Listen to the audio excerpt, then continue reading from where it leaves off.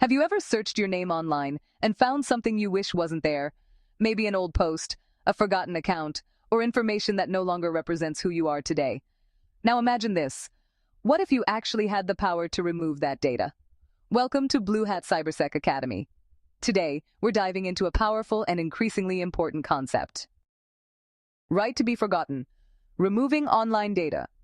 In a world where the internet never forgets, the idea of erasing your digital past can feel almost impossible. Every search, every post, every comment, every registration leaves behind a trace. And sometimes, those traces stay with us far longer than we expect or want. This is where the right to be forgotten comes in.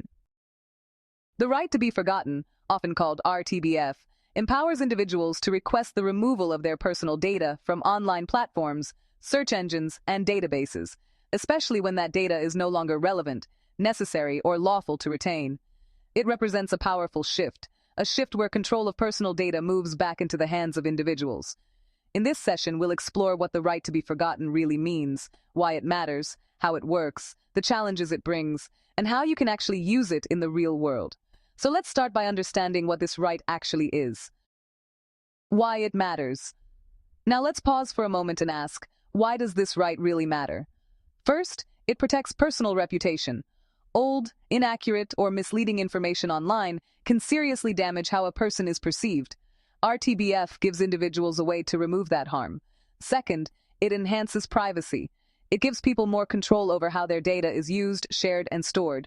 Third, it supports second chances. People grow, people change, and mistakes from the past should not permanently define someone's future. And finally, it reduces data misuse. The less unnecessary data stored online, the lower the risk of breaches, leaks, and misuse.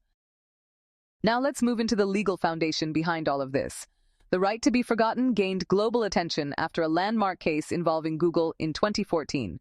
In this case, the Court of Justice of the European Union ruled that individuals have the right to request the removal of search results containing their personal data. This decision became a turning point for global privacy rights. Under GDPR, specifically Article 17, individuals can request data erasure in situations such as when the data is no longer necessary, when consent has been withdrawn, when the data was processed unlawfully, when the individual objects to processing, or when legal obligations require deletion. Now, outside the European Union, similar rights are emerging. You can see elements of this right in data protection laws in countries like the UK and Canada, as well as in emerging privacy frameworks in countries like India and others. While the scope may differ, the idea remains the same, giving individuals more control over their data. So, how does this actually work in practice? Let's walk through it step by step. First, identifying the data.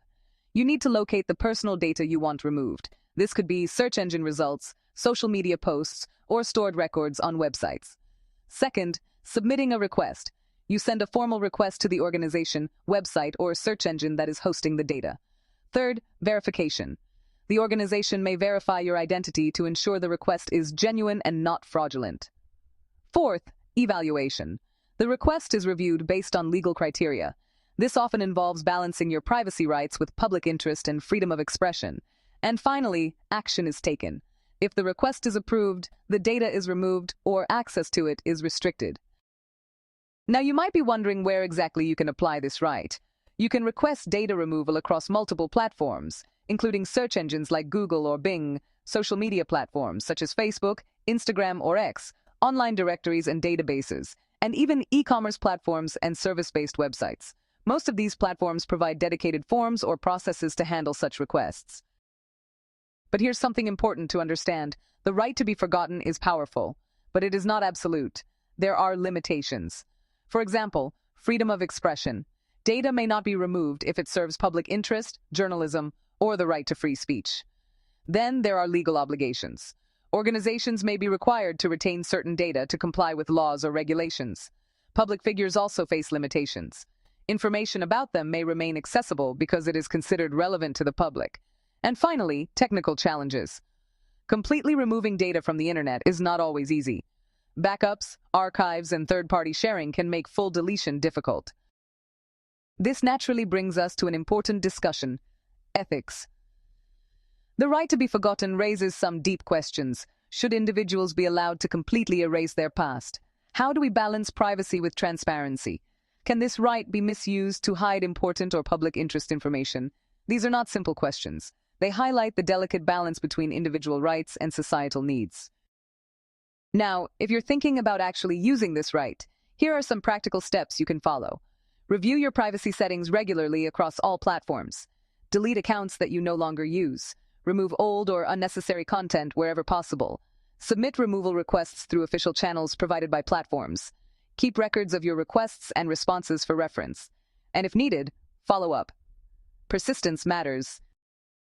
Looking ahead, the importance of this right is only going to grow. As digital ecosystems expand, so does our digital footprint. In the future, we may see stronger and more unified global privacy laws, automated tools for data removal, greater transparency in how organizations handle data, and, well, more user-friendly controls over personal information. Organizations, too, will need to adapt by adopting privacy-first approaches. So as we begin to wrap up, let me bring it back to you again. If you had the chance to remove one piece of your online data today, what would it be? The right to be forgotten is more than just a legal concept. It is a reflection of something deeper, our need for digital dignity and personal control. In a world where data shapes identity, the ability to erase outdated or harmful information becomes essential. It supports fairness, it protects privacy, and it allows people to move forward. But like any powerful right, it must be used responsibly, because the goal is not to erase truth, but to protect individuals from unnecessary harm. The internet may have a long memory, but the right to be forgotten reminds us that people should not be permanently defined by their past, because in the digital age, everyone deserves the right to start again. Now, before you go, here's a quick challenge for you. Can you identify which regulation formally recognizes the right to be forgotten? What is another name for this right? Can this right override freedom of expression in all cases, or are there limits? And finally, can you think of one situation where a data removal request might be rejected? Take a moment, think about it, or drop your answers in the comments. And if this session helped you understand how you can take control of your digital identity, make sure to like, share, and subscribe, and explore our cyber law, governance, and compliance playlist for more insights that help you stay informed, stay secure, and stay in control. I'll see you in the next session.